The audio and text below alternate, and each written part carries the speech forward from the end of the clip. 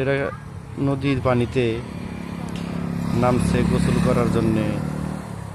নতুন পানি, নদীর ঘোলা পানি। এই দেখেন ওরা একটা ফুটবল নিয়ে আসছে সেখানে।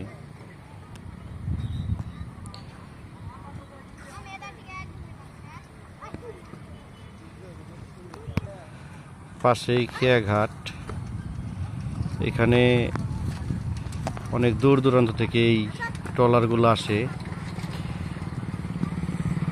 ওই দেখতে পাচ্ছেন যাত্রী পারাপার করতেছে।